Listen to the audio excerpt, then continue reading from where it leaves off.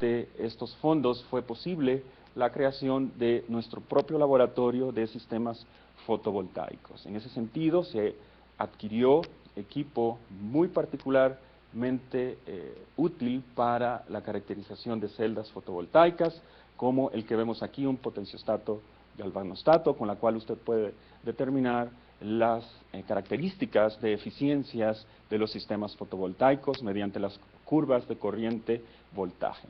Y otro conjunto de parámetros físicos y químicos sumamente relevantes para determinar las eficiencias de estos dispositivos.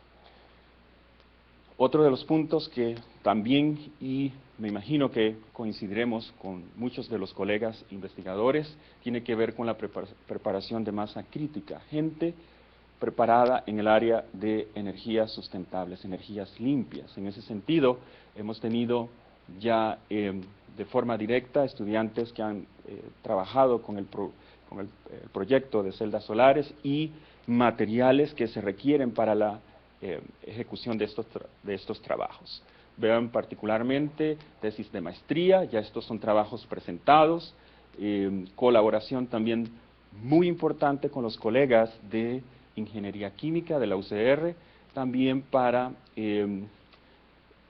utilizar parte de las propiedades del dióxido de titanio para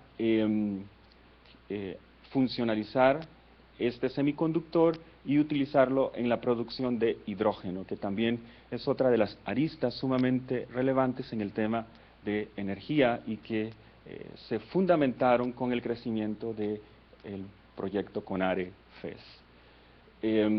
Tesis en desarrollo, estudiantes salen, estudiantes entran, que es parte de la dinámica de un laboratorio, y al presente tenemos en desarrollo dos tesis, también una de maestría y también otra tesis de licenciatura, nuevamente con colaboración con compañeros de ingeniería química. Estas tesis están, en el caso de Natalie, está por presentar el mes próximo, y Andrea Soto acaba, todavía está superando el jet lag, acaba de regresar de España, de una pasantía de 5 meses en otro laboratorio con colegas en Valencia, España. Entonces, ciertamente, esto es consecuencia de el proyecto que CONARE a su debido momento, a través de los fondos del sistema, decidió apoyar. Otro aspecto también de los logros académicos, y que además de las publicaciones que ciertamente miden las propiedades y cualidades de los trabajos científicos, pero también ha sido el contacto con los jóvenes estudiantes. Y en ese sentido, la dinámica, en nuestro caso, el tema de energía solar, el tema de sistemas fotovoltaicos, le llama la atención, creo que en general a toda la comunidad. Y constantemente jóvenes de escuelas y muy particularmente los entusiastas estudiantes de los colegios científicos nos piden la posibilidad de realizar trabajos, pasantías cortas, y con base en la disponibilidad de tiempo se les asigna algunos de esos trabajos cortos, o también mediante la visita en este caso en el año 2011, de este conjunto de estudiantes que muy particularmente a mí me agradó muchísimo la manera en que ellos abordan el tema de las energías limpias, y de una manera muy totalmente diferente a lo estricto, la disciplina de un trabajo de laboratorio. Los jóvenes estudiantes, en este caso, estos chicos, plantean otra dinámica, otro conjunto de preguntas que generan también el pensamiento de que la ciencia únicamente no debe permanecer en los laboratorios, y plantea todos estos retos en términos de comunicar la ciencia. ¿Qué estamos haciendo? Trabajos que demuestran también esa productividad tiene que ver con publicaciones en el tema muy particular de energía, ya los trabajos en preparación también de los estudiantes que se han graduado, también así lo demuestran. participación en congresos, en este caso en el congreso más importante en dispositivos fotovoltaicos, en este caso en Suecia. A este me tocó a mí participar, y este año nuestra estudiante Andrea Soto, nuestra estudiante de maestría, estuvo en la pasantía, como les mencioné.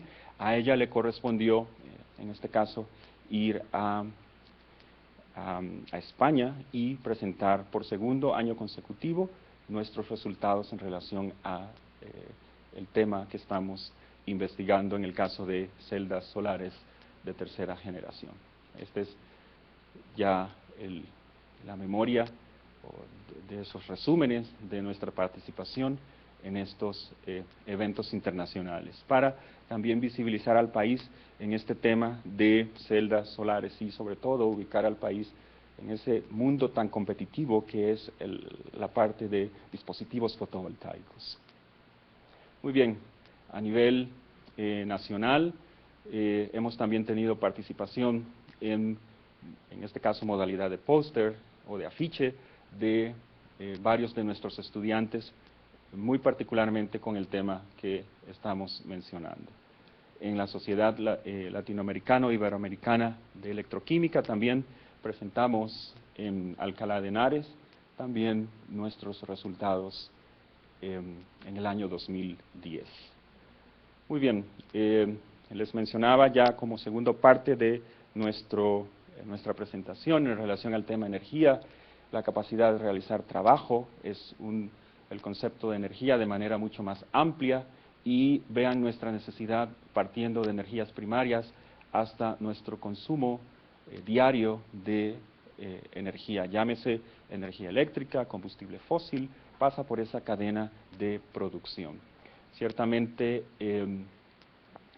los aspectos relacionados con cuánta energía consumimos a nivel de sociedad es cada vez mayor. Hay proyecciones que al presente 16 terawatts, y para el año 2050 vamos a requerir alrededor de 25 a 30 terawatts de energía. Ciertamente, por un lado, marca un hito sumamente importante a nivel de sociedad y a nivel de economía.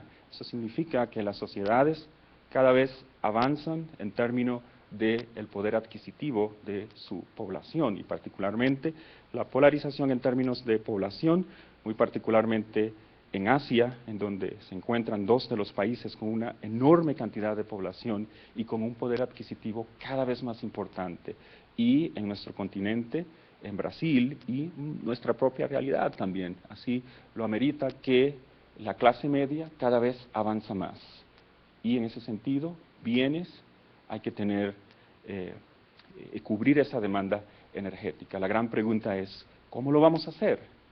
¿Cómo vamos a plantear el reto de mantener una economía que sea competitiva?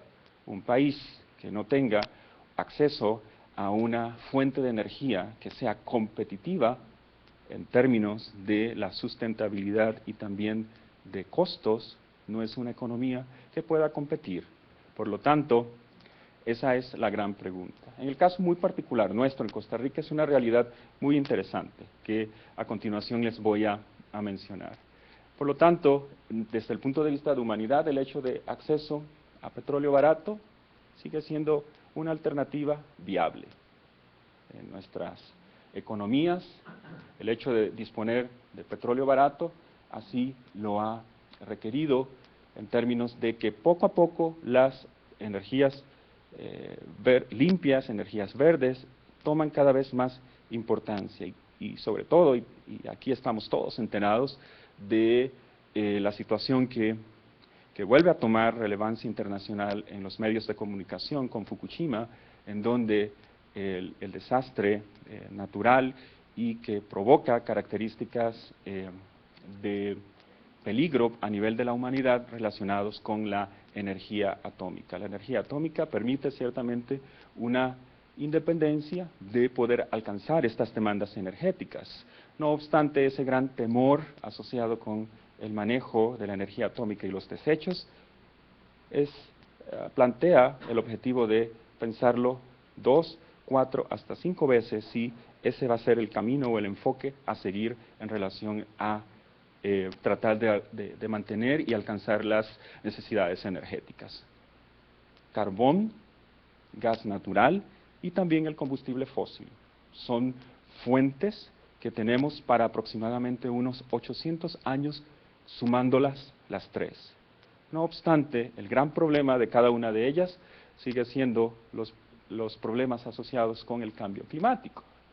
Entonces, como sociedad nos preguntamos, ¿para qué si todavía nos queda aproximadamente 800 años de estas fuentes de combustibles, por qué vamos a tener que apresurarnos en relación a introducir otras fuentes sustentables de energía? Vean que tenemos ya este número, cuando se actualiza, realmente corresponde a 410 partes por millón de dióxido de carbono en nuestra atmósfera, lo cual es un número alarmante en relación a este gas de efecto invernadero. Muy bien, entonces, las fuentes de energías, en este caso habituales, están ubicadas en países cuya inestabilidad política a veces provoca una fluctuación en el costo y de los precios del combustible. Por lo tanto, esto genera mucha inestabilidad y a la vez el consumidor paga esas características. Muy bien, por lo tanto, lo ideal sería una energía sostenible y para ello, dos de los aspectos más importantes asociados con ella significa el tiempo de amortización, es decir, la tasa de retorno, en cuánto tiempo voy a recuperar la inversión inicial, y es allí donde muchos de los clientes que desean hacer una transición a paneles fotovoltaicos de primera generación, los de silicio que les mencioné inicialmente, se lo cuestionan, pero es que la inversión inicial es muy alta, voy a tardar unos 10 años en recuperar mi inversión. Entonces allí es donde viene mucho de los planteamientos en relación a cambiar la tecnología. En ese sentido, vemos que la energía solar realmente representa en la actualidad yo creo que la única alternativa en relación a alcanzar las demandas energéticas que plantea la sociedad al presente y sobre todo hacia el futuro. Solo para mencionar un dato relevante en ese sentido, solo en 1 hora de radiación solar, 1 hora es suficiente para alcanzar la demanda energética que todo el planeta Tierra consume en 1 año. Es decir, unas 10.000 veces más de energía en una hora el Sol puede proporcionar. 1 hora, correcto. Entonces, para que vean que la energía proveniente del Sol plantea ese gran reto. El gran reto está entonces en capturarla, transformarla y posteriormente almacenarla. Son los 3 grandes retos asociados con energía proveniente del Sol. Aquí hay algunas características que me las voy a obviar y deseo, en este caso, mostrarles rápidamente el panorama nacional en relación a energía. Costa Rica tiene la enorme ventaja de ser un país que dispone de recurso natural. En ese sentido, el país tiene una matriz energética conocida como 80-20, es decir, 80% asociado con energías verdes y un 20% asociado particularmente en la estación seca, durante el verano, a la quema de producto proveniente de combustible fósil. De ese porcentaje, particularmente proveniente de combustibles fósiles, una enorme cantidad es utilizada en el sector de transporte público. Por lo tanto, vean que es importante en el país fomentar otro tipo de fuentes de energía. En este caso, vemos que hay una componente asociada con biomasa, hay una componente asociada con electricidad, en este caso, y está correctamente dibujado en ese queque, es de color verde, sustentable, y tenemos un enorme sector que les mencionaba asociado con el sistema de transporte que requiere de combustibles fósiles. Entre otros, aquí se encuentra la energía solar en el país. Entonces, ¿en dónde están los grandes retos? Vean que el país dispone de un potencial de irradiancia proveniente del sol sumamente importante y que hay que aprovecharla. Zonas del Pacífico Central tienen esa característica de ubicación geográfica que permite una enorme aplicación y utilidad de la energía proveniente del sol. Nosotros particularmente estamos trabajando en lo que se conocen como celdas basadas en semiconductores. Les mencioné inicialmente el dióxido de titanio, un semiconductor, y también les mencioné las de primera generación, las de silicio, siguiendo en esa tendencia de pensamiento en relación a hacer más accesible la energía. Están las de segunda generación. En este caso, aquí les muestro varios de los ejemplos que así ya están en muchas de las aplicaciones ya. No obstante, cuando usted compara, por ejemplo, con las de tercera generación, que es ahí donde nosotros estamos apuntados con este tipo de tecnología, vean que los costos deberían ser menores a 0,5 centavos de dólares para que sea competitiva, sumamente competitiva. ¿Y por qué ese número? Porque la energía proveniente de la energía eléctrica es sumamente económica, sumamente barata, a pesar de que en los últimos meses ha habido un incremento a nivel nacional de esos costos. ¿Cómo puede competir usted con un costo de 0,01 o 2 centavos de dólares, que es el precio de la energía proveniente de la hidroeléctrica? Por lo tanto, para hacerla competitiva debe alcanzar estos costos. Ahora, usted tiene que pagar un precio también, ciertamente, para una tecnología a otra y finalmente a otra. Y tiene que ver con la eficiencia.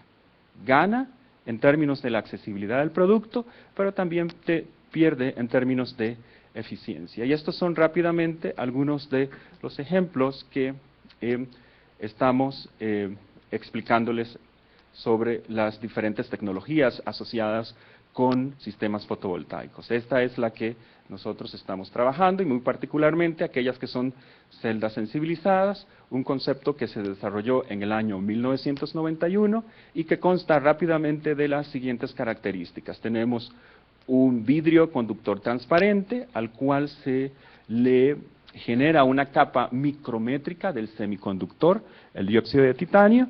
Sobre el dióxido de titanio vamos a tener una capa correspondiente a la molécula que va a captar energía solar. Sobre esa capa vamos a tener una sustancia, en este caso denominada electrolito, que se va a encargar de regenerar el sistema una vez que la molécula captadora de energía se excita y dispone de electrones que se inyectan de manera muy rápida a el cátodo. Este que está aquí es el ánodo, el fotoánodo, y este que está aquí es el cátodo. Entonces, ese tipo de tecnología o ese tipo de planteamiento para generar energía es la que nosotros hemos estado promoviendo a través de esta investigación básica en términos de energías fotovoltaicas. Aquí les presento algunas de las características y relevancias sobre este tipo de tecnología, y lo más importante tiene que ver con el hecho de que luz difusa, que es aquella que se genera cuando tenemos una enorme cantidad de nubes, o, por ejemplo, cuando hay muchas partículas de polvo suspendidas en el aire, genera fenómenos de dispersión. Cuando eso ocurre, no hay manera, con la primera tecnología, de que la energía solar sea utilizada. Sin embargo, con tercera generación, bajo estas características, es una enorme ventaja que podemos utilizar luz difusa. Y también tengan presente que la energía solar es intermitente. Por lo tanto, también el reto de almacenar la energía también es importante. Con esto les muestro algunas de las características que el país dispone en términos de biodiversidad. Hay una enorme cantidad de plantas, frutos, raíces, cortezas que permiten ser estudiadas y mediante los procesos de extracción química y caracterización permiten obtener un conjunto de moléculas que tienen los grupos funcionales que pueden ser utilizados para inmovilizarlos en el semiconductor, en el dióxido de titanio. En ese sentido, estos son el tipo de estructuras que generalmente tienen esa característica de acuerdo a los grupos funcionales que pueden ser utilizados para anclarlos o inmovilizarlos en el dióxido de titanio. Inicialmente, este fue parte de lo que habíamos planteado, pero a medida que la investigación continuaba avanzando, decidimos también ir de manera paralela, emigrando también a generar puntos cuánticos, que también son otro tipo de sustancias o materiales que permiten utilizar sus propiedades ópticas para mejorar el ámbito de captar o de captación de energía eléctrica. Y mucho más recientemente a este esfuerzo de investigación se ha unido con fondos del, si lo puedo decir aquí, del CONICYT-MICYT, sobre utilizar también una enorme variedad de recursos asociados con microorganismos. En este caso, este es un trabajo conjunto con el doctor Adrián Pinto, del CIEMIC, que también permite explorar bacterias y hongos que generen pigmentos y puedan ser utilizados para la generación de energía. Estos que están aquí ya son nuestras, y muy contento les muestro ya algunos de los estudios asociados con el producto de la investigación asociada con pigmentos provenientes de plantas. Aquí están los nombres: curcumina, probablemente son plantas que usted, o productos que dice, pero es que yo lo tengo en la casa, lo he visto en la Feria del Agricultor.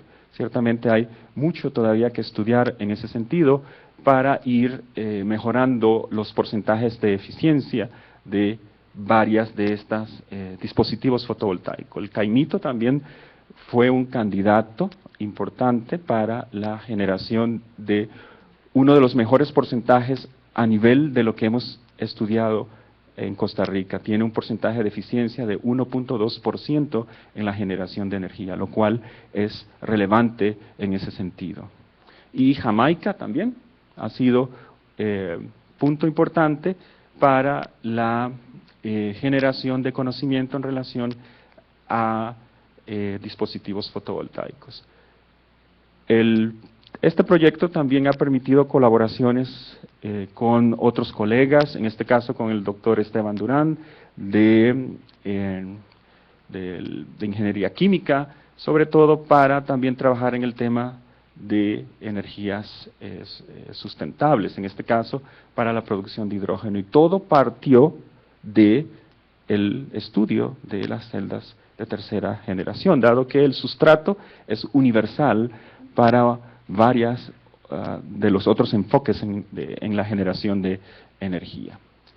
Termino agradeciendo inicialmente a CONARE y los fondos del sistema, a la Universidad de Costa Rica, a la Vicerrectoría de Investigación, ciertamente a la Escuela de Química, si no otorga el permiso o los tiempos, igual yo me voy al laboratorio a hacer la investigación, al Centro de Electroquímica y Energía Química y más recursos también del CONICYT-MICYT, de la empresa Florida Ice and Farm, que en su momento también nos apoyó para la realización de estos trabajos, los colegas que aquí están mencionados y sobre todo a los estudiantes. Si no existen estudiantes que tengan y que se encuentren motivados, no podemos realizar los trabajos de investigación. Y siempre me gusta darles el crédito a todos ellos y ellas que pasan horas en el laboratorio promoviendo y obteniendo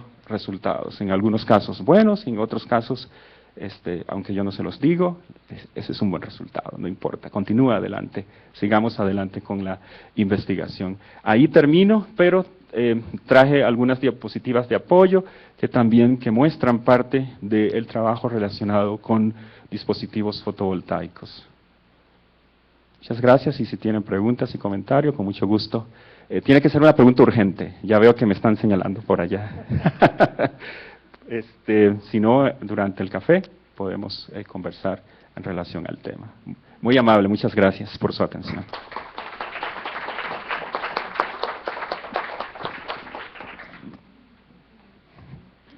muchas gracias. ¿Alguien tiene pregunta, comentario? ¿No? Ok. Vamos a pasar entonces ahora a la segunda presentación del proyecto. Antes nada más quería comentarles que se hizo un sitio web, aquí el compañero Andrés Segura fue el que nos hizo el sitio, donde se colocaron las fichas de sus proyectos, la información de las sedes, las agendas, y si alguno de los investigadores quiere colocar ahí la presentación o fotografías o algún otro material, con mucho gusto, nos lo envía y nosotros se lo colocamos ahí. Vamos a colocar también las fotografías del evento y la idea sería pues ir guardando el registro de eso, porque como decía don Gabriel ahora, a veces esas cosas se pierden y la gente no se da cuenta, entonces tal vez no pudieron venir, pero pueden ver toda la información ahí. Vamos a pasar ahora a la segunda presentación de otro proyecto que tiene el nombre Consolidación del proceso para la construcción de indicadores de investigación universitaria estatal, y nos lo va a presentar Ana Lorena Jiménez de la Universidad Nacional.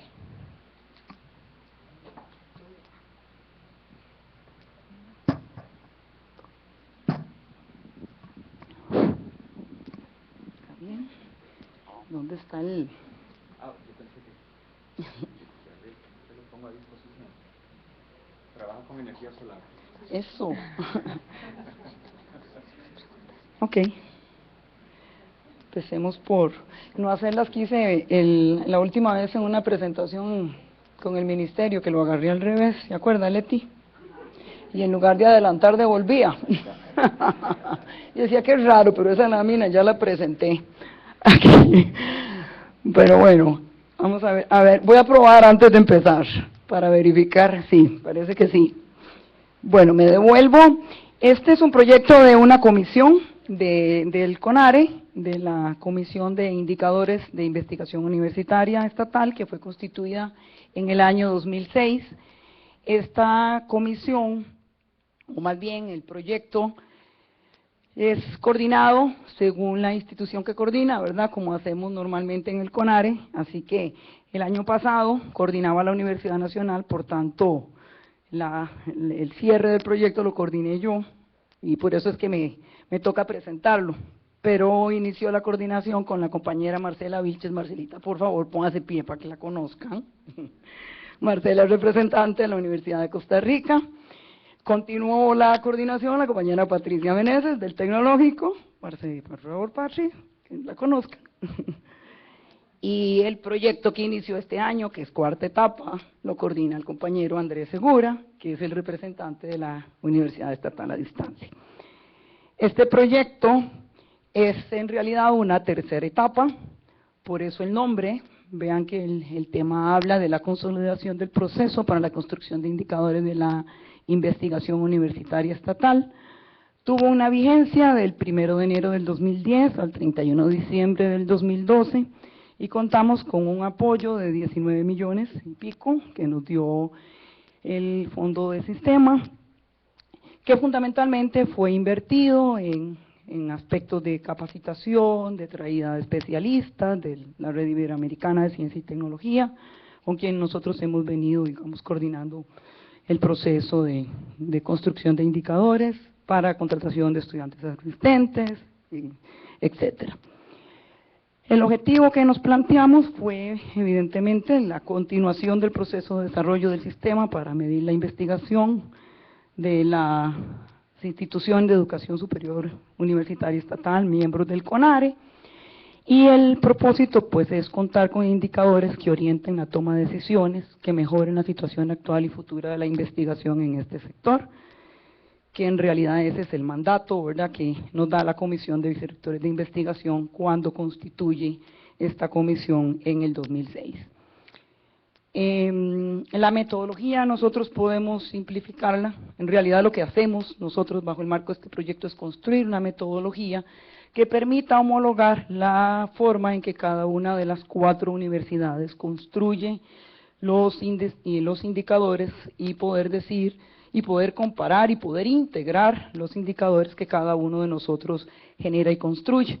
Antes lo hacíamos, pero posiblemente lo que integrábamos no era comparable. Entonces el reto fundamental es tener indicadores que puedan ser integrados, que puedan ser comparables entre sí y que puedan ser incluso comparados a nivel internacional.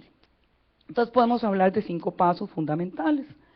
El primer paso constituyó, ¿verdad?, como todo proceso, en identificar qué era lo que se estaba utilizando a nivel nacional, a nivel internacional, un reconocimiento de lo que ya estábamos realizando, tanto en términos de indicadores como otro tipo de información, valorar y revisar las bases de datos con las que contábamos en nuestras instituciones, valorarlas en términos de consistencia de los datos que estábamos recopilando, valorarlas en función también no solo de consistencia, sino también de tipo de información que ellas contenían y de valorar si efectivamente era pertinente a las demandas de la Comisión de Vicerrectores.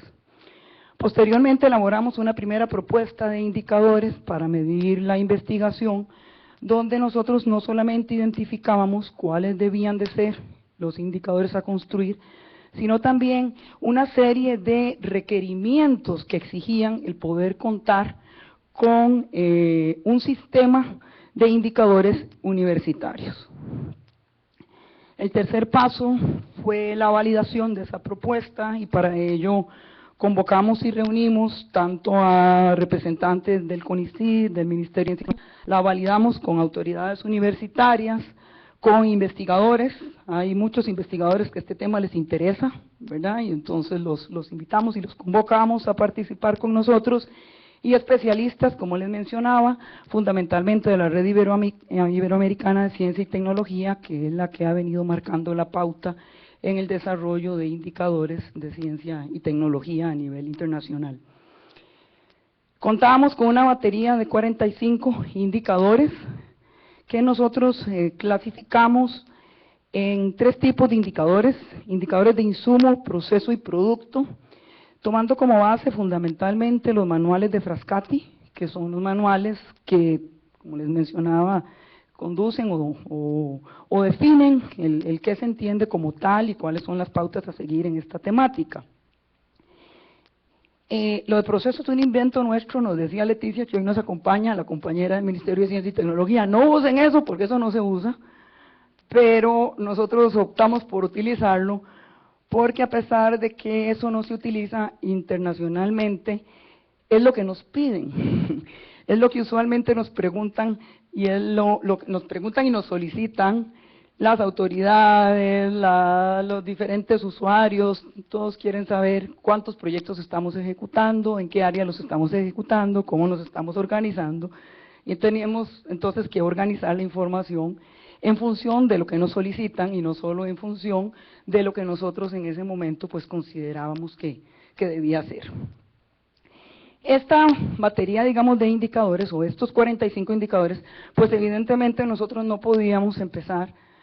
Me acuerdo en aquella época el vicerrector de investigación era don Henning Jensen, y don Henning viene y nos dice, nos convoca en 2006 y nos dice: quiero los indicadores para diciembre, y estábamos en octubre.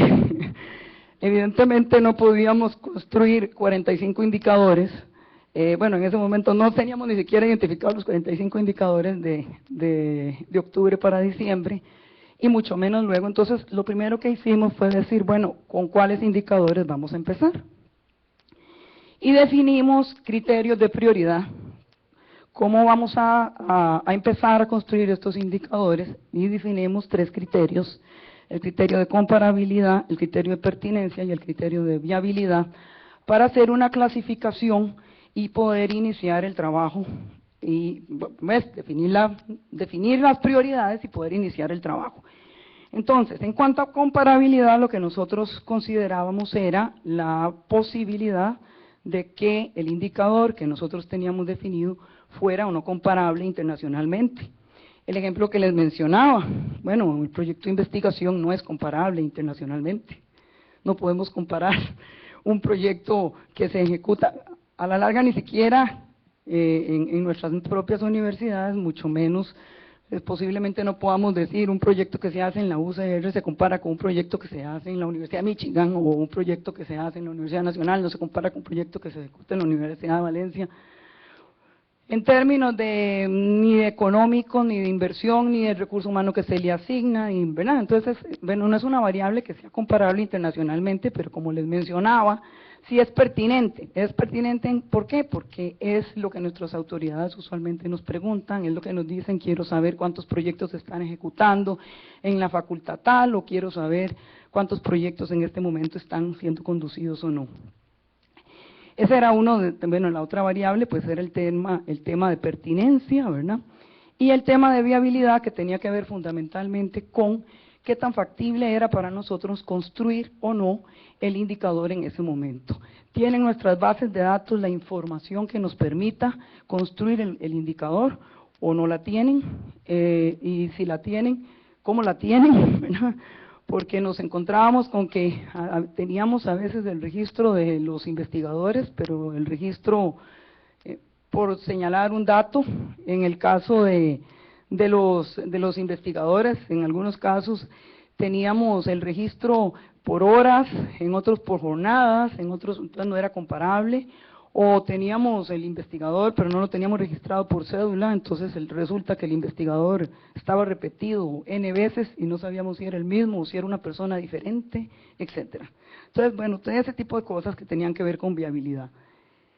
Esto nos permite obtener 3 niveles de prioridad y decidimos entonces iniciar, bueno, más bien elaborar, el paso 4, elaborar y validar, ¿verdad?, fichas para indicadores que fueron clasificados como de prioridad 1 y 2. Esta ficha lo que nos dice es cómo vamos a calcular el indicador, que vamos a entender por cada uno de esos indicadores, porque la idea es que toda persona que se enfrente al cálculo del indicador, sea que el día de mañana no esté Marcela, no esté Patricia, no esté Andrés, no esté Lorena, pueda calcular y construir el indicador de la misma forma que lo calcula cualquiera de nosotros. Entonces en la ficha nos dice, primero, en qué consiste el indicador, para qué se utiliza el indicador y sobre todo, ¿verdad?, bueno, la metodología de cálculo y la forma de representar ese indicador.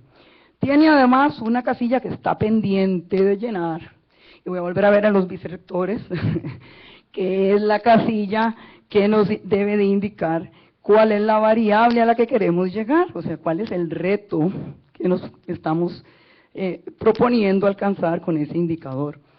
Se supone que construimos indicadores porque queremos alcanzar una meta, ¿verdad? Entonces ya tenemos líneas bases que nos permitirían definir cuál es la meta a alcanzar y a la que quisiéramos llegar cuando construimos, ¿verdad?, indicadores. Esa casilla todavía la tenemos pendiente.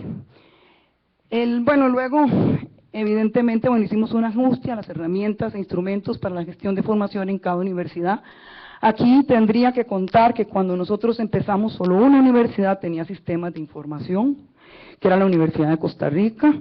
Hoy ya hay tres universidades que hemos avanzado, que ya tenemos sistemas automatizados que nos permiten acceder a información de proyectos y que ya, digamos, hemos tenido un adelanto sustantivo en ese sentido para capturar y registrar datos. Y bueno, empezamos en 2006 y 2007 construyendo los primeros 6 indicadores. Ya posteriormente se hace una revisión del proceso, ¿verdad? Se valida el proceso, que fue fundamentalmente en lo que consistió esta última etapa, esta tercera etapa que les menciono, que es replantear todas las fichas, ya en función de la experiencia que se había desarrollado, revisar esas fichas, validar los procesos. Cuando uno define una ficha, cree que la va a calcular de una manera y cuando se enfrenta al proceso de cálculo se da cuenta de que no es la mejor forma de hacerlo, nos replanteamos la fórmula de cálculo, redefinimos fichas y reconstruimos indicadores. Ya para 2010, 2011 tenemos 22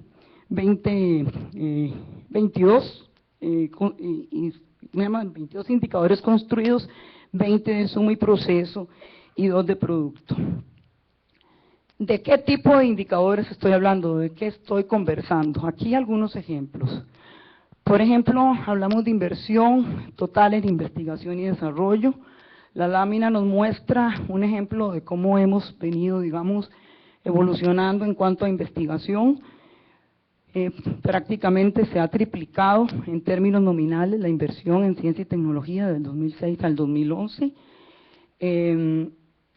bueno, habría que hacer el ejercicio en términos reales, a ver de verdad cómo nos hemos comportado, pero en términos nominales vemos que hay un esfuerzo importante. Nos muestra la lámina, otro dato interesante es la incorporación de la UNED al proceso de investigación. Recuerden que la UNED no tenía vicerrectoría de investigación, probablemente invertía en investigación, pero no registraba la inversión que se hacía en ese momento, entonces también eso nos lo muestra.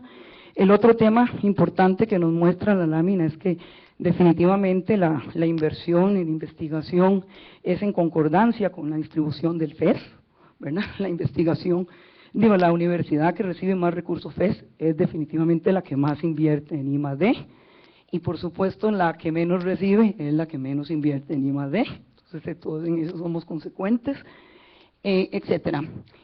Aquí valdría la pena mencionar algo.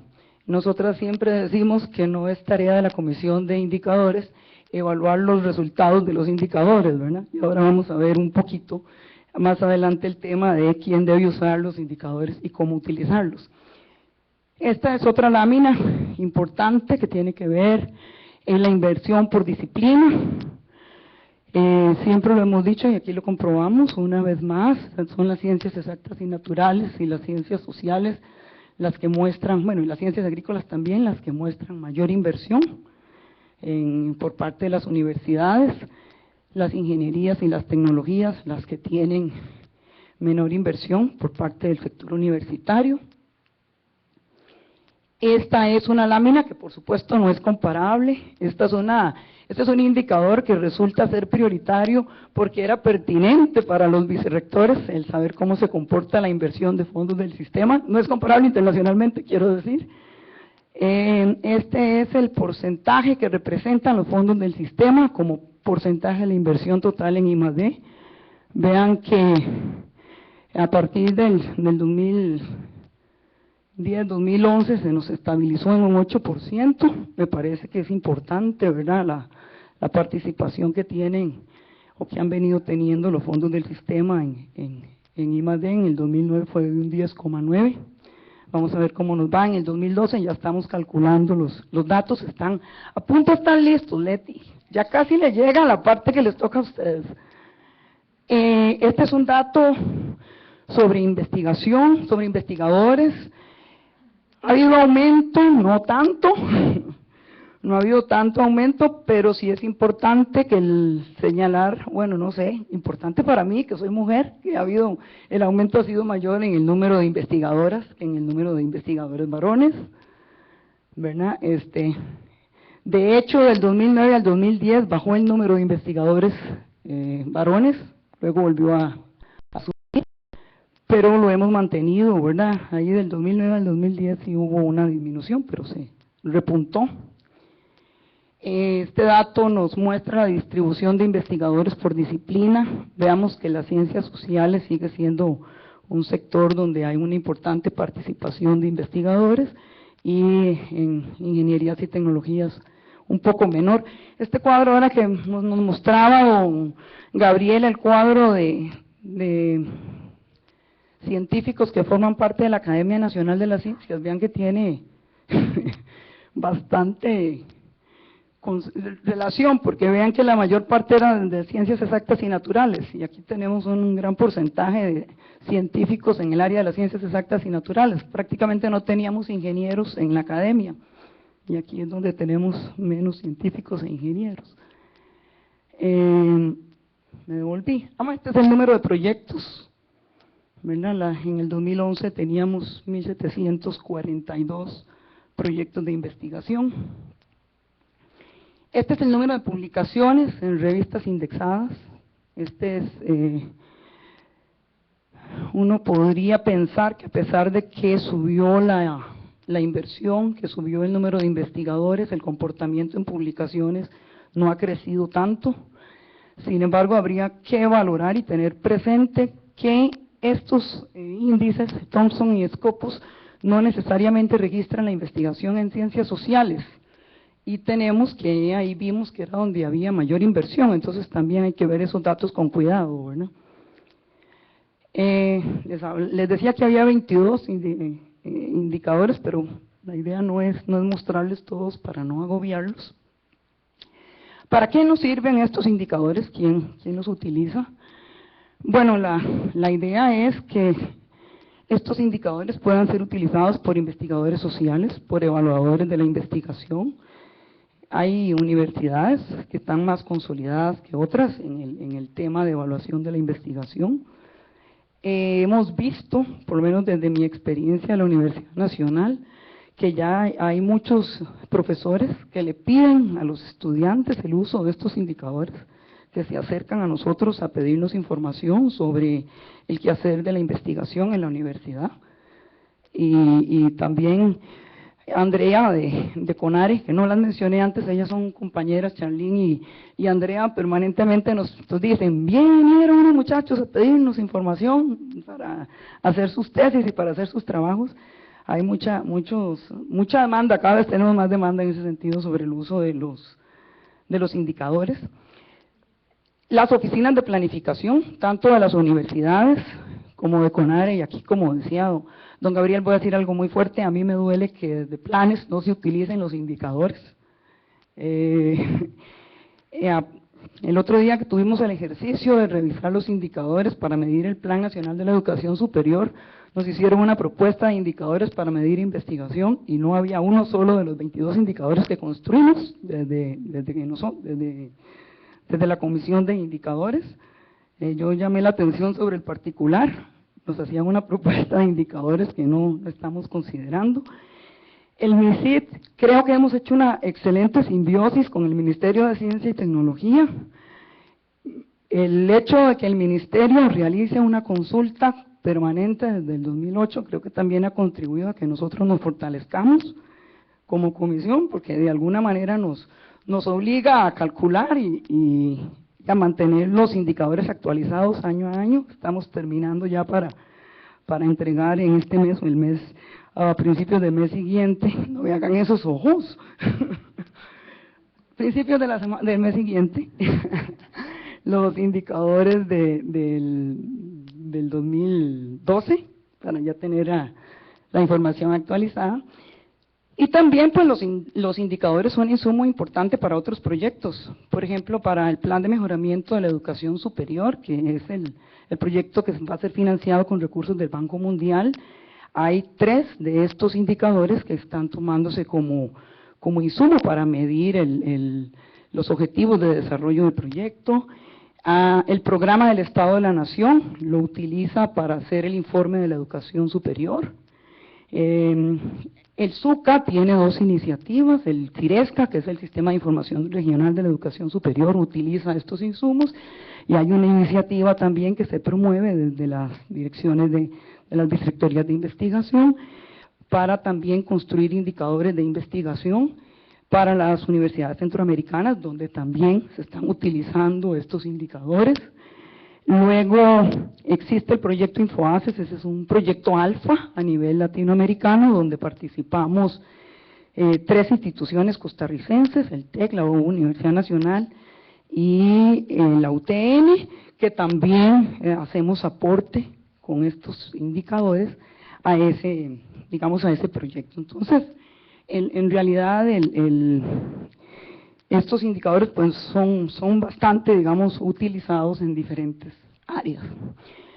Aparte del uso que se hace de estos sistemas, pues se han promovido una serie de talleres con diversos actores del Sistema Nacional de Indicadores. Se puede mencionar incluso, incluso con otras comisiones del CONARE, como la Comisión de Evaluación de la Investigación, como la Comisión de Bases de Datos de la Investigación, recientemente con la Comisión de Extensión, que quiere iniciar esfuerzos afines para también desarrollar ellos indicadores propios para la medición de la extensión universitaria. ¿Cuál parte? La Comisión de Bibliotecas. Bueno, con ellos hemos estado también coordinando y retomando el tema de repositorios institucionales, que es un tema importante para poder desarrollar y gestar todo lo que son los indicadores de producto, que es el tema al que nos vamos a abocar, y ahora lo vemos adelante. Consideramos que en cuanto a indicadores De insumo y de proceso, el sistema está consolidado. Sí hay que trabajar más el tema de indicadores de producto, que ahorita les comento. Hay un documento metodológico para la construcción de indicadores de la investigación universitaria estatal, que se escribe con la idea fundamental de documentar, sistematizar la experiencia de manera tal que pueda ser replicada y repetida, ¿verdad?, por otros compañeros de las mismas universidades o bien de otras universidades estatales. Hemos tenido también experiencias con el Ministerio de Ciencia para compartir el quehacer de cada una de las instituciones con otras instituciones de educación superior.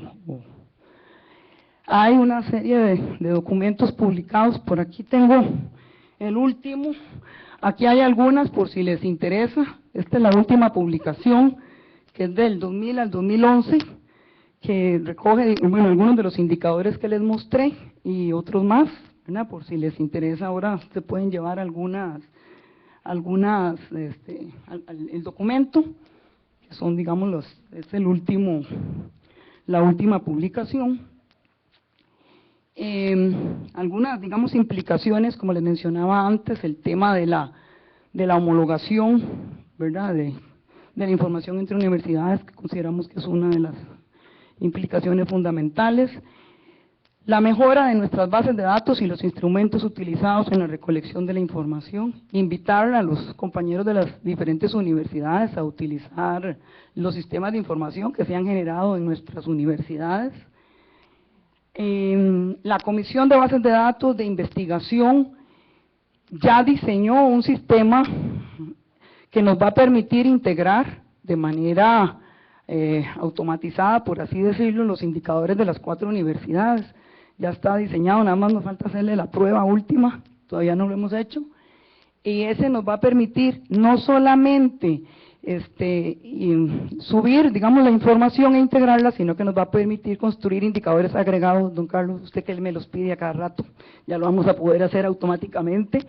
Cuando hablo de indicadores agregados me refiero a que podamos tener indicadores, por ejemplo, promedio de investigadores por proyecto, promedio de investigadores por disciplina, que podamos obtener inversión promedio por proyecto, o sea, hacer cruces de estos 22,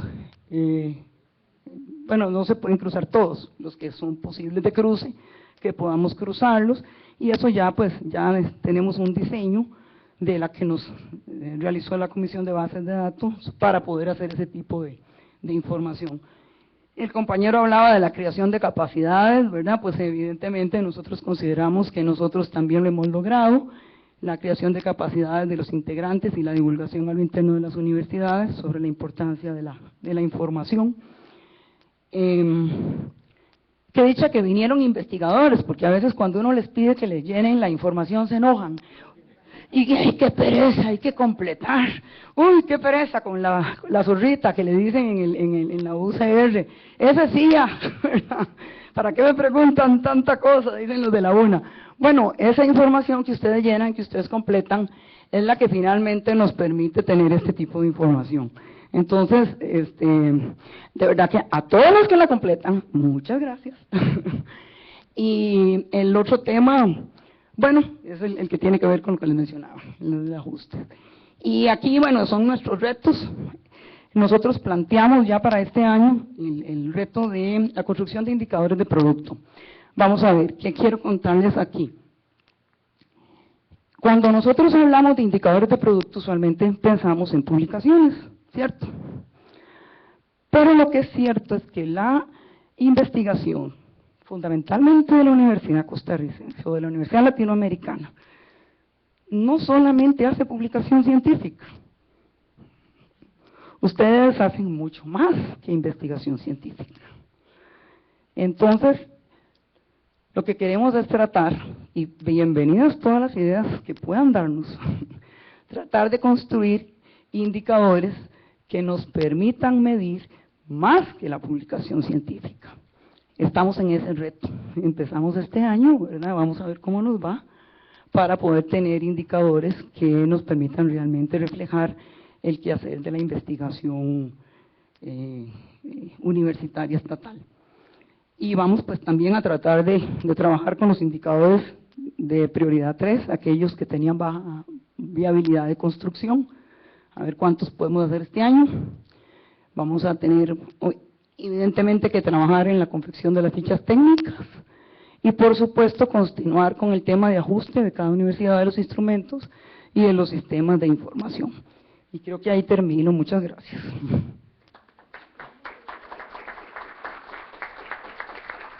¿Tengo tiempo para preguntas? 2 minutos.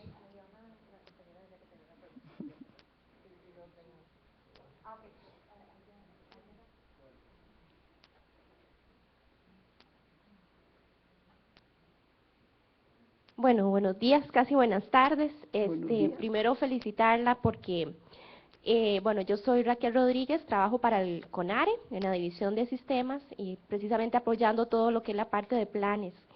Y sabemos lo que es consolidar indicadores, ¿verdad? Hay más de 4 instituciones que ya casi pueden ser 5, ¿verdad?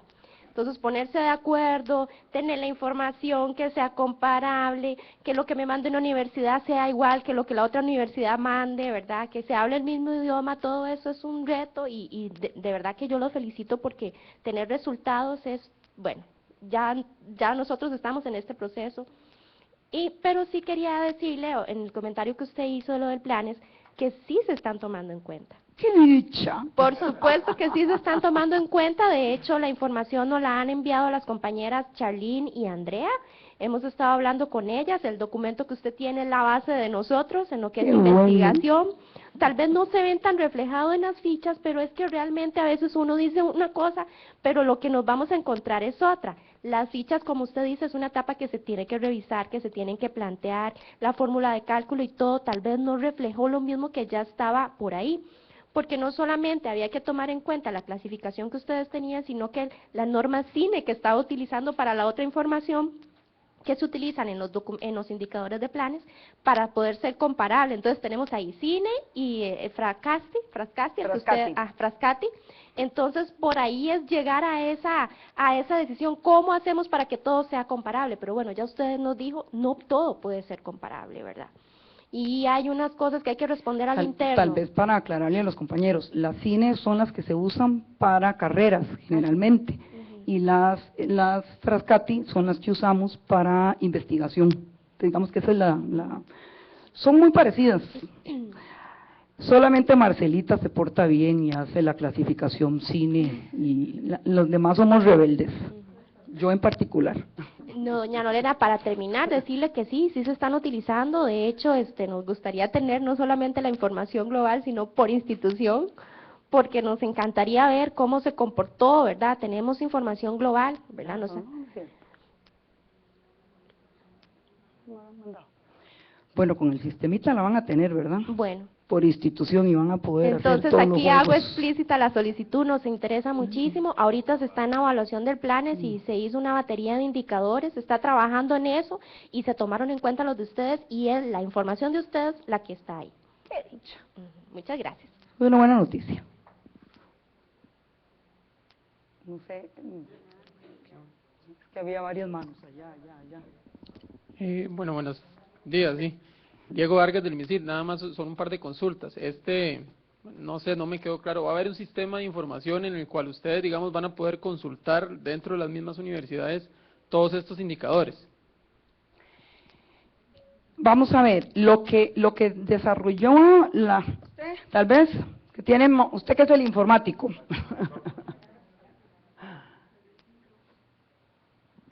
Bueno, buenos días. Para responder la pregunta de Diego, perdón.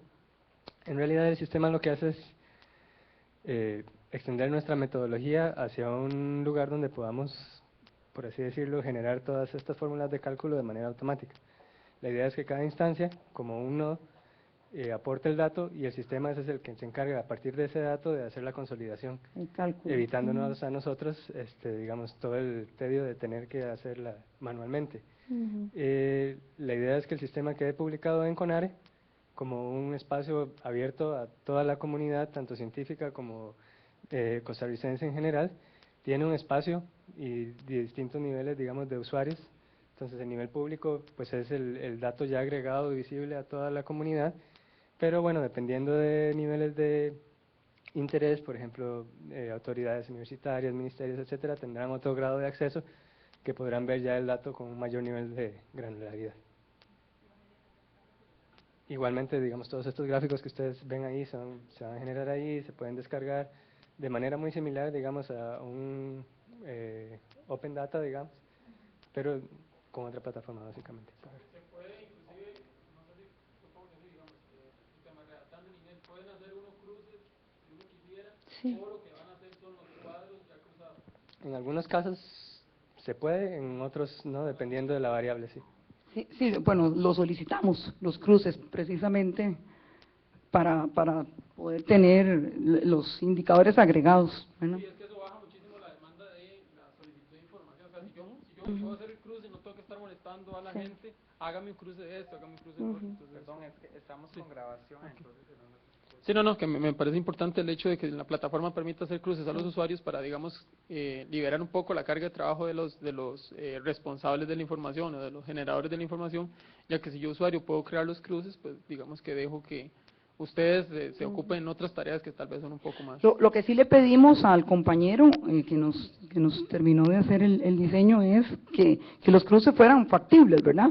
Que no fuera que el usuario iba a pedir cruces que no tenían lógica ni razón de ser, ¿verdad? Entonces sí le definimos cuáles eran los cruces que tenían lógica, porque tampoco permitirle que hiciera cruces que no iban a tener una lógica ni una razón de ser, y que después nos salieran datos que, ¿verdad? Porque no fuera a hacer que el usuario se le inventara un cruce que no tenía sentido, ¿verdad?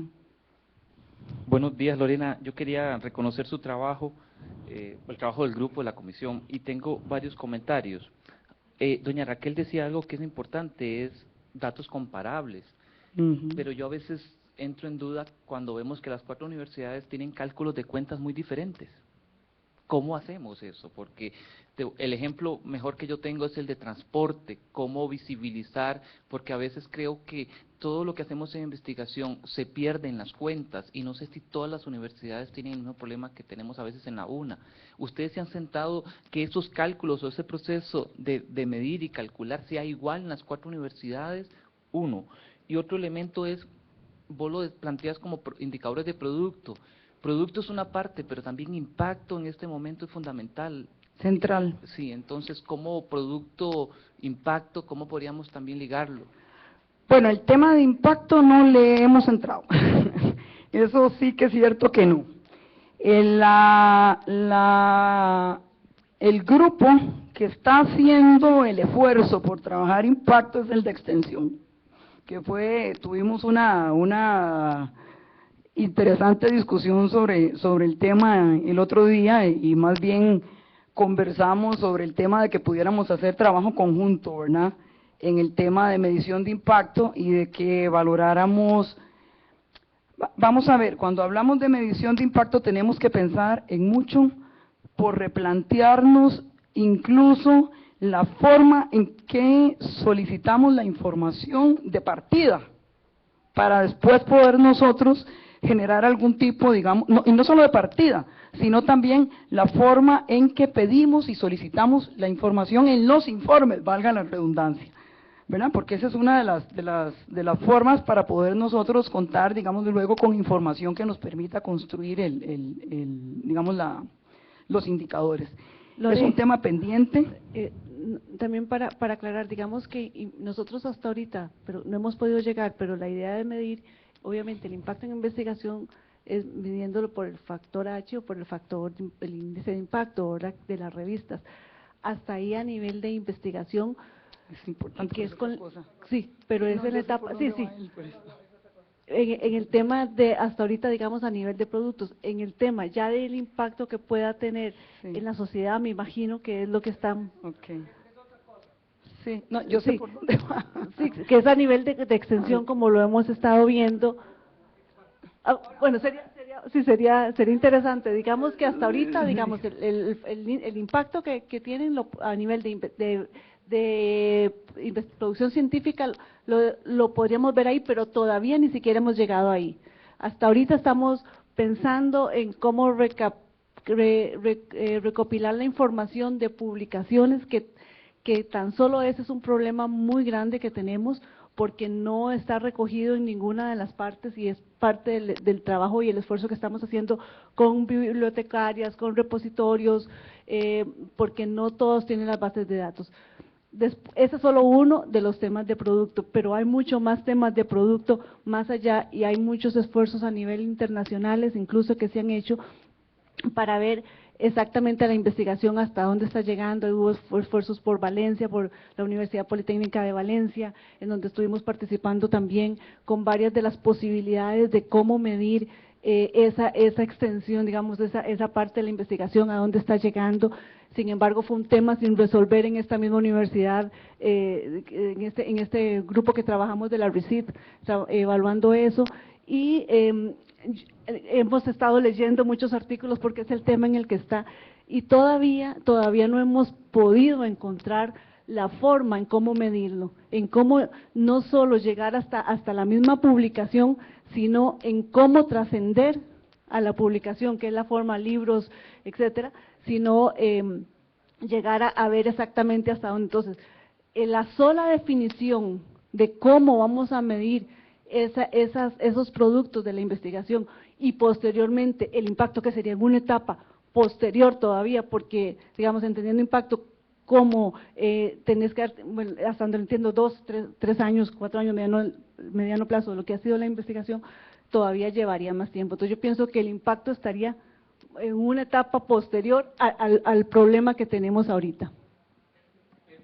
De hecho, bueno, lo tenemos entre los retos del proyecto Banco Mundial, ¿verdad?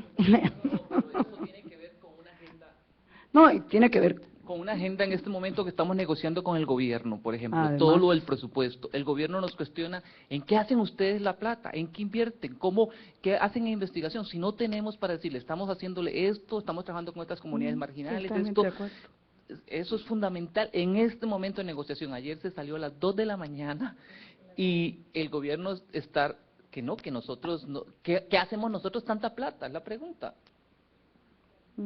No, completamente de acuerdo. Y el otro tema, el tema de medición, digamos, de las cuentas y los gastos, sí, nos hemos sentado, hemos visto puntos de encuentro y puntos de desencuentro, hay que seguir afinando, pero sí hemos hecho un esfuerzo, digamos, interesante de aprender, de cómo calcula cada uno, de cómo presupuesta, de qué incluye uno y qué incluye el otro, y creo que hemos aprendido las unas de las otras, de verdad, de cómo calcular.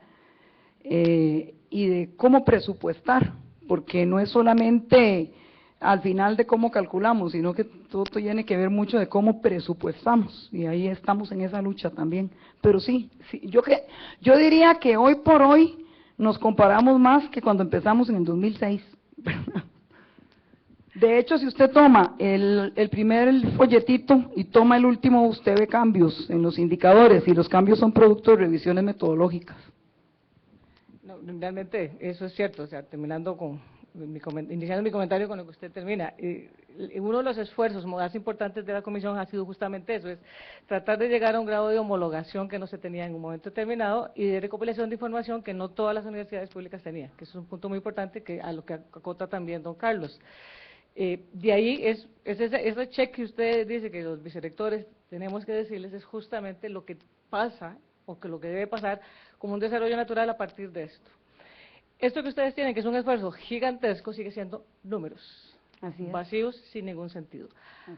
¿Por qué el check no está? Bueno, justamente porque el check no solamente tiene que venir de estos indicadores cruzados, sino de un modelo en el cual se tiene que decir, no solamente el cruce, y ahí se puede medir el impacto, es si ha aumentado la inversión en esto, cómo significa, cómo se ve reflejado con este otro. Entonces, poder tener bibliómetras, estadísticos, que trabajen con ustedes de manera tal que generen un modelo con todas las variables, o las variables, aunque no tengan sentido, que es muy importante, alguien que analice el modelo, aunque no tenga sentido a priori, probablemente nos va a dar la línea de a dónde debemos seguir y las líneas que no debemos seguir, dónde hemos fracasado y dónde hemos mejorado. Ese tipo de cosas es lo que falta que hacer. Una vez que se tienen los datos sistematizados, más o menos calculados, aunque sean los 20 y no los 45, podemos sacar un modelo. El modelo no existe y el indicador surge entonces del modelo, si no siguen siendo números. O sea, tener 500 proyectos, sí, y qué. ¿Okay? Entonces, esa es una primera parte. En el caso de este impacto que usted mencionaba, Mauricio Villegas, de Proinova, la Universidad de Costa Rica, desarrolló un trabajo que fue presentado el año pasado en el SUCA, donde eso, si ustedes se lo podemos pasar, porque fue una presentación que se nos pidió justamente de todo lo que sería el grupo de vicerrectores de investigación y de posgrado del SUCA, donde hicimos una presentación de eso, donde vienen los índices de impacto, donde se relaciona la publicación no solamente de Costa Rica, sino de todas las universidades centroamericanas, incluyendo República Dominicana. O sea, todo Centroamérica, República Dominicana, que es el grupo centroamericano. Eso está. Y eso se puede hacer relativamente fácil, ya sea el índice H, sacando el factor de impacto por la Thomson. Eso está listo, digamos que, eso para decirles que no reinventen cosas, Mauricio lo tiene publicado, hay un artículo que sale ahí, eso está. Pero los impactos tienen que ir más allá de eso. Y es lo que digo, es la combinación de estos indicadores que ustedes tienen, y ese es el check que los vicerrectores vamos a tener que darles, porque es otro paso. Es ahora, juguemos con estas variables y veamos a ver si podemos tener una línea más. Porque siguen siendo números, y los números son importantes, son números que igual al gobierno se le presenta, y eso sirve también para los informes. Estas carreras se dieron también cuando se tuvo que negociar el FES anterior, y que seguimos generando porque todavía no encontramos una fórmula y el PIB nos volvió a cambiar, entonces no estamos bien desde ese punto de vista, y eso sirve para esos insumos, pero no para decisiones universitarias, que es donde la segunda parte, la tercera parte. Y luego decir que desde la Comisión de Vicerrectores nosotros hemos apoyado que esta comisión siga justamente y una relación directa con bases de datos y con la Comisión de Evaluación. Para la Comisión de Evaluación les hemos pedido, y ahí están también ellos viendo ver cómo, les hemos pedido cuál ha sido el impacto de los proyectos FES. Y es cierto, de los proyectos FES tenemos todos estos datos y estas actividades que hacemos ahora, pero no conocemos el impacto. Y eso es algo que le estamos pidiendo a la Comisión de Evaluación, a la subcomisión de evaluación, también que depende de la comisión de vicerrectores, para que nos ayuden a medir los impactos, y ahora sí estamos hablando ex post de los proyectos FES. Entonces vamos de camino, todas bases de datos, ustedes todos juntos, para sacar un modelo que nos permita hacer decisiones. Bueno, muchísimas gracias.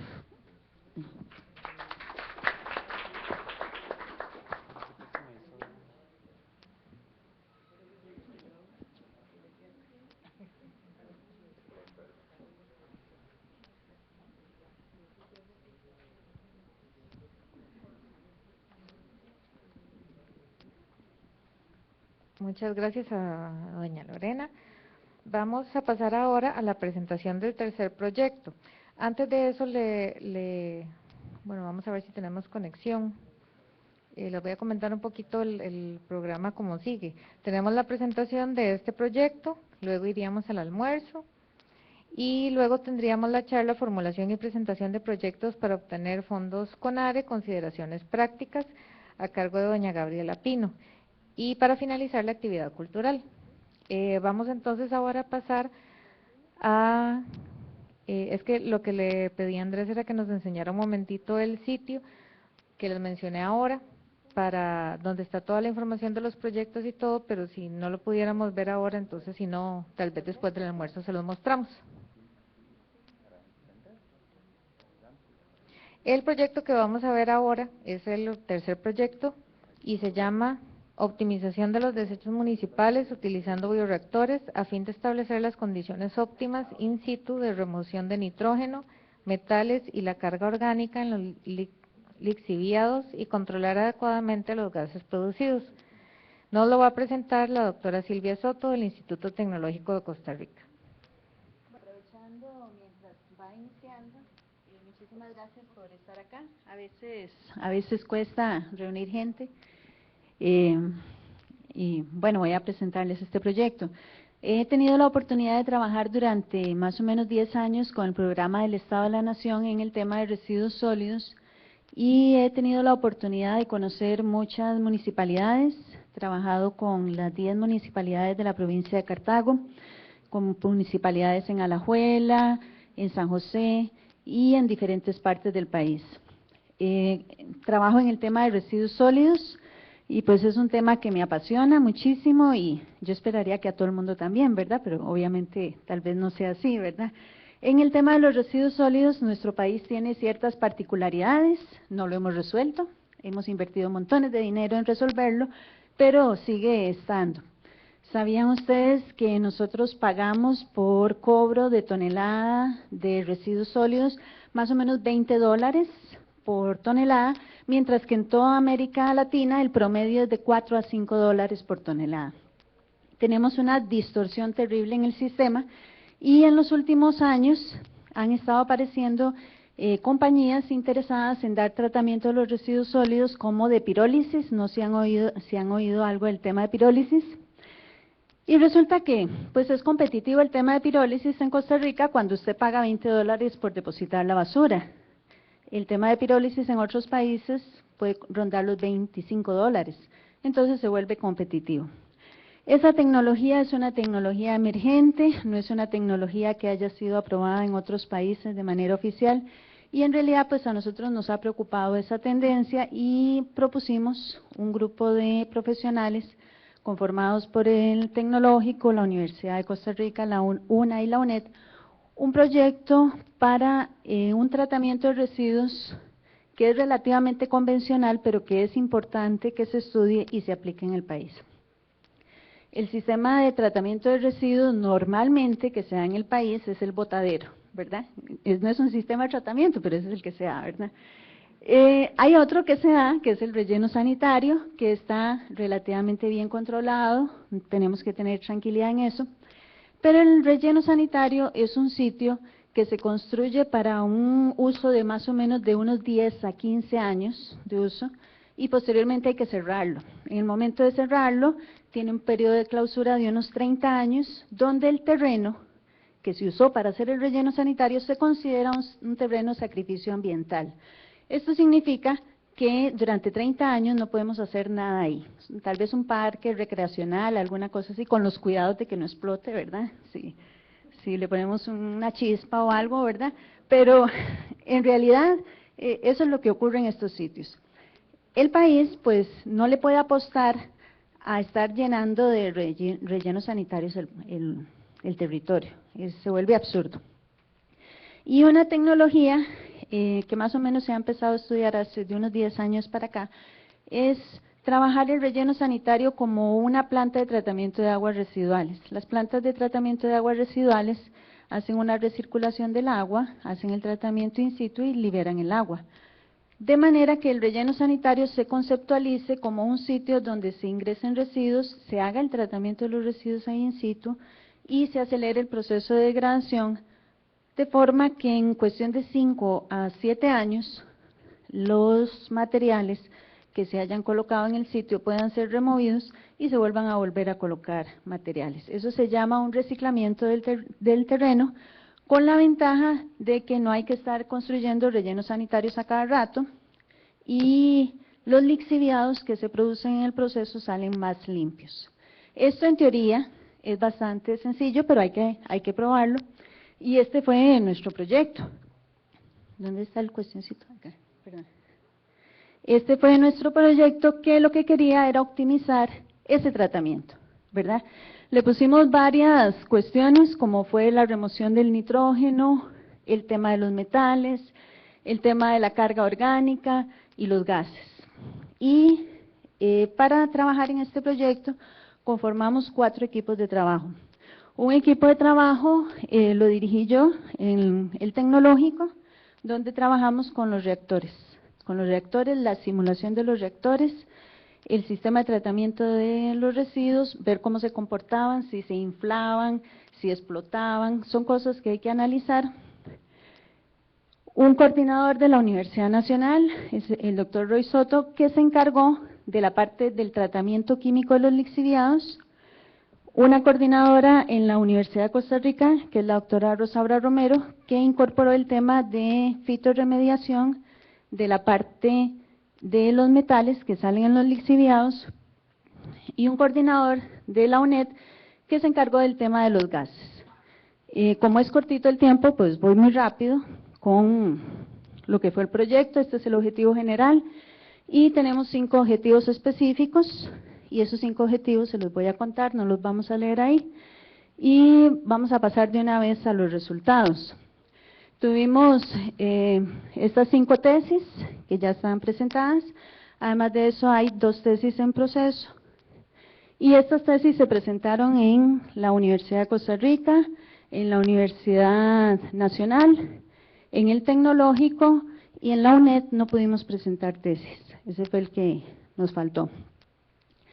El proyecto tuvo un aporte importantísimo al sector municipal. Conversamos durante todos estos años con la FEDEMUR, con la Federación de Municipalidades de Cartago, estuvimos conversando con varios municipios a ver si podíamos implementar este proyecto en sus municipalidades y contándoles de qué se trataba. Logramos, gracias al proyecto, realizar los estudios de composición de residuos sólidos de las municipalidades de Cartago y Oriamuno, las cuales les van a servir como base para implementar la Ley de Gestión Integral de Residuos, que es una cuestión que se está obligando, y hemos trabajado muchísimo y vamos a continuar. El proyecto terminó este año, pero gracias a la Vicerrectoría del Tecnológico tenemos una posibilidad de seguir. Vamos a seguir continuando trabajando con la Municipalidad de Alvarado, diseñando un reactor de escala industrial al que construimos con este proyecto. En este proyecto nuestra idea era evaluar condiciones desde micro, mediano, piloto de los sistemas y ahora, a partir de septiembre de este año, empezamos a construir un reactor ya industrial con la Municipalidad de Alvarado para ver cómo nos va funcionando. El proyecto también se enmarca dentro de varios cursos, como el curso de suelos, de la carrera de Ingeniería Ambiental. El proyecto ayuda a los cursos de residuos sólidos y, como les contaba, se presentó una fase de escalamiento. En el mes de octubre estaremos presentando los resultados en el Simposio de Residuos Sólidos de la Red Redica, de la cual somos coordinadores en Costa Rica. En mi caso soy la coordinadora de Costa Rica y vamos a estar trabajando con esta red para ver si podemos lograr algún financiamiento adicional para el proyecto, debido a que este proyecto se enmarca dentro del uso sostenible de energía. Cuando uno trata los residuos mediante este tipo de tecnología, puede recuperar los gases, ¿verdad? Y esos gases pueden ser aprovechados energéticamente. También se presentó en este congreso, unos muchachos de la UNA lo presentaron y nos contaron que obtuvieron el tercer lugar. Y eso es muy bueno. Con respecto al cumplimiento de los objetivos, muy rápidamente les voy a comentar. El primero fue aumentar la capacidad de remoción del nitrógeno en el lixiviado que se está produciendo, disminuir la carga orgánica in situ por el proceso de degradación. Para esto diseñamos un montón de bioreactores, les voy a mostrar algunas fotos. Hay una foto que tomé ayer, el bioreactor de la foto estaba un poquito abandonado porque eso lo hicimos hace como 2 años, pero era para que lo vieran, ¿verdad? Se diseñaron los objetivos, se trabajaron tanto en tamaño micro como a escala semipiloto, se hicieron diseños experimentales, se evaluó estadísticamente los resultados y, bueno, esto es una foto, digamos, de unos que son como medianitos, ¿verdad? Y estos son los chiquititos, donde poníamos basura, medíamos la degradación, les cambiábamos las condiciones de temperatura, no, de humedad, de recirculación de lixiviados, le hacíamos inóculos, un montón de cosas. Y finalmente de esto, para el resumen, encontramos que los mejores sistemas eran aerobios con carga de aire quincenal, eran los más baratos también para nosotros, porcentajes de humedad no superiores a 80, sistemas regulados para que no nos explotaran, ¿verdad? Y con esto reducimos la carga orgánica de los lixiviados en un 40%, lo cual ya es un ahorro muy importante y con estos datos vamos a pasar al bioreactor de escala semi-industrial que estaremos construyendo. Estos datos queríamos hacerlos en Costa Rica porque hay mucha información de otros países, pero no necesariamente las condiciones se nos replican, entonces queríamos comprobarlo acá.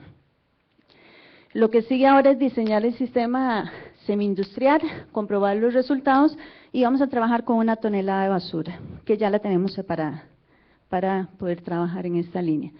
Estos son los diseños, ya se mandaron ya se cotizaron, Estos son pues los dibujitos que hacen los ingenieros. Yo no soy ingeniera, pero la compañera Ana Lorena fue la que nos hizo estos dibujitos. Y estas son las partes internas y las características del diseño que vamos a estar construyendo. La construcción de este reactor la va a hacer la Municipalidad de Alvarado. Ellos van a financiar los costos y nosotros pues estaremos haciendo todo el monitoreo, la revisión y la evaluación de los parámetros físico-químicos. El segundo objetivo fue remover los metales en los lixiviados, puesto que ustedes saben que los residuos sólidos en Costa Rica todavía no se separan. Entonces todavía hay mucha fracción metálica que llega a los residuos y nos van a salir en los lixiviados. Esta parte la hizo la Universidad Nacional. La Universidad Nacional estuvo durante 3 años trabajando en todo lo que se les ocurrió. Finalmente encontraron un método que es con una precipitación de sales, con unas concentraciones molares, con hidróxido de sodio, etcétera. Yo no hice esta parte, entonces si me hacen una pregunta, obviamente no va a saber ni qué responderles, pero este es el resumen, ¿verdad? Estos compañeros, no pregunten esto, ¿verdad? Estos compañeros lograron, esa parte sí la vi yo, ¿verdad? Porque había que ir a verlo. Bajar concentraciones del lixiviado desde 500 miligramos por litro de nitrógeno hasta valores entre 52, o sea, un 90% de remoción. El nitrógeno quedó absorbido en un material sólido y este material sólido lo estamos evaluando en este momento para ver si lo podemos usar con fines agrícolas. Este es un material sólido inocuo, ¿verdad? No es que tiene ninguna peligrosidad, pero tiene gran cantidad de nitrógeno y estamos coordinando con una escuela del Tecnológico de Agrícola para que ellos nos ayuden a ver si se podría aplicar en cultivos y sin problemas, ¿verdad? ¿Cuál es la ventaja de esto? Uno de los mayores costos de tratamiento de los residuos sólidos en los rellenos sanitarios es el tema de los lixiviados. Si nosotros podemos implementar este sistema junto con el reactor, podríamos bajar muchísimo la carga de salida y tener un producto. Obviamente, todavía esto no está. Esto está todavía en una etapa experimental, pero queremos seguir trabajando en esta línea.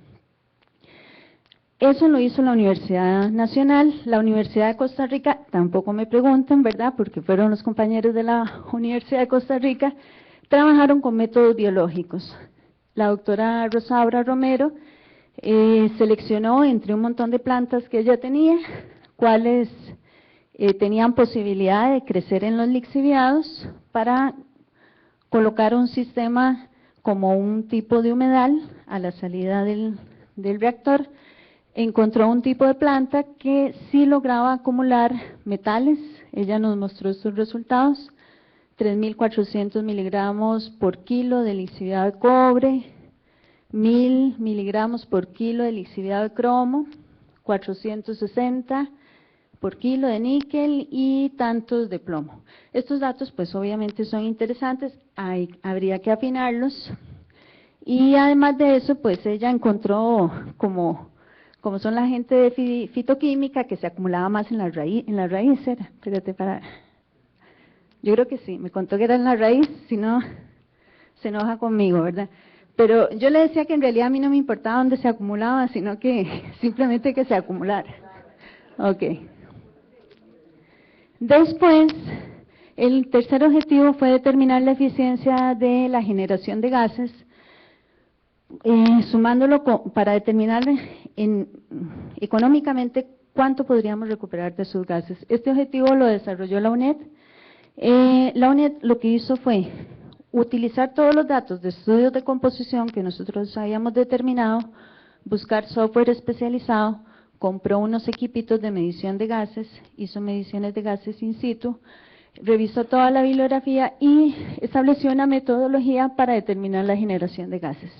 Esta metodología la probamos y la juntamos con un software que habíamos comprado que se llama el SB Office, y lo que queremos en este momento es ver si efectivamente nos funciona.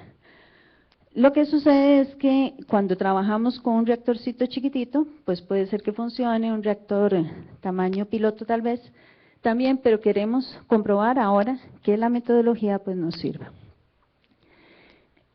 El cuarto objetivo fue establecer mediante métodos de simulación la eficiencia de los bioreactores y la cinética de desnitrificación in situ, que es un objetivo como muy científico.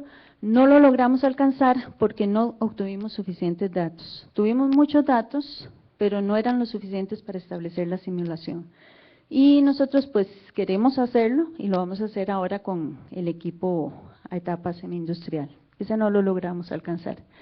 El quinto objetivo de nuestro trabajo fue establecer un equipo científico de trabajo interuniversitario para proveer soluciones a municipalidades en el tema de residuos sólidos, el cual sí se logró. Logramos trabajar muy bien como equipo.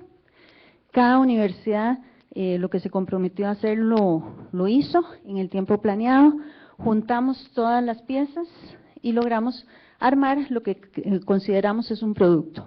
Nosotros estamos planeando pues que este producto salga en algún momento, tal vez en unos 2 años, ya como un servicio a la comunidad. Un sistema de tratamiento de residuos sólidos que nos permita al país recuperar la parte energética, reciclar el suelo, ¿verdad?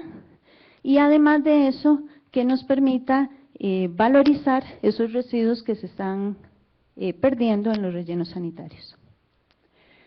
Finalmente, limitaciones y problemas. La principal limitación, bueno, que todos sabemos, es la dificultad que tenemos a veces de ejecutar presupuestos en las universidades, ¿verdad? Pero en general, más bien yo siento que estos proyectos han sido de gran beneficio para nosotros. Agradecemos muchísimo a CONARE la confianza que tuvieron en nosotros, ¿verdad? Porque finalmente fue dinero que pusieron en nuestras manos. Sin embargo, sí siguen habiendo esos problemas de ejecución. Nosotros, por lo menos en el TEC, teníamos el problema de que si no se usaba el presupuesto en un año, pues se perdía, ¿verdad? Y a veces habían cuestiones que había que esperar a ver si se compraba un equipo o no se compraba, mejor. Pero eso sería como la parte final, ¿verdad? Para no abusar y justo tiempo. Okay. Muchas gracias.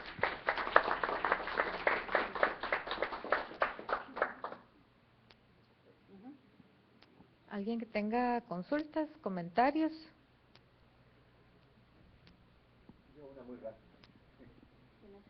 No, ciertamente no. Son de las que usted mencionó que puede ayudarnos a entenderlo. No, tiene que ver con el material absorbente del nitrógeno. ¿Qué características tiene este material? Sí. Ese es de la UNA. Ah, muy bien.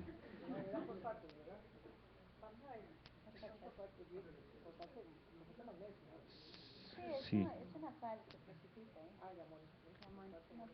Okay. Ahí lo que más trabajaron los muchachos. Ok, ahí lo que más trabajaron los muchachos y el investigador fue las relaciones, las condiciones para que la precipitación fuera apropiada. En realidad eso es conocido, ¿verdad? Eso es bastante conocido. Lograron tener condiciones muy interesantes para las concentraciones de lixiviados. Cuando ellos me propusieron a mí la idea, pues yo les decía, claro, probemos, y duraron casi 2 años logrando llegar a este, que me parece muy interesante, en realidad, sí. Y en el otro material, el que creo que usted mencionó posteriormente, que tenía que ver con la absorción de nitrógeno. ¿Cuál será? Yo creo que está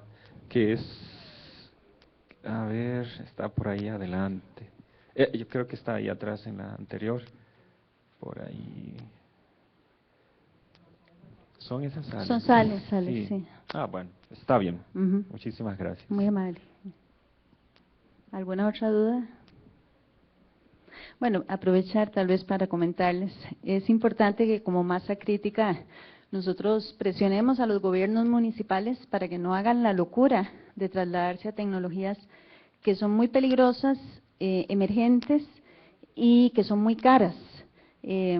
Hay un proyecto ya aprobado por las federaciones municipales de San José, por los grupos de municipalidades de San José, para comprar un gran pirolizador para quemar la basura. Y pues un país que quema la basura, yo no sé para dónde va a ir, ¿verdad? En realidad, esa es una tecnología que si ustedes se ponen a buscar en ningún país se aplica masivamente.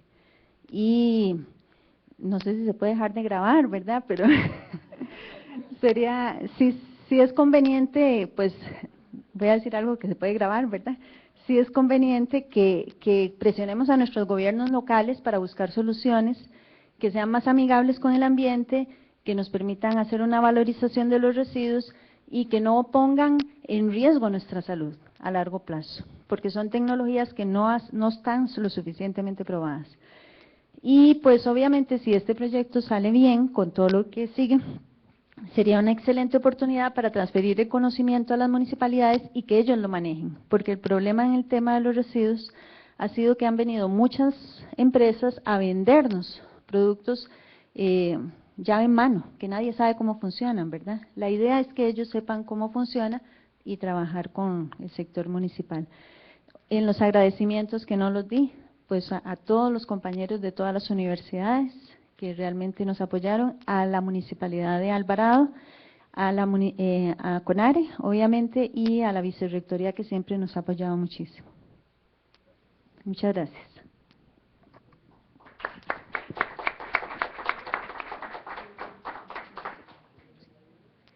Vamos antes de pasar al almuerzo, nada más quería recordarles dos cositas. Una, que además del sitio que vemos ahora cuando vengamos del almuerzo para conectarnos al internet, tienen un CD en el bolsito que les entregamos donde vienen también todas las fichas de los proyectos, no solo los que se están presentando aquí, sino los que vamos a presentar en las otras zonas también, con los contactos de los investigadores. Y además tienen un separador de libro donde vienen los de esta zona, los que estamos presentando hoy. Aquí atrás viene la información y vienen los contactos y también viene la dirección del sitio. Y aprovechar este espacio para agradecerle al compañero Ricardo Osorno, que es el compañero de la UNED, que nos ayudó con todo lo que es el diseño y la imagen de todo lo que son las jornadas de CONARE Investiga este año. Entonces, muchas gracias a Ricardo con todo. Y ahora pasamos al almuerzo.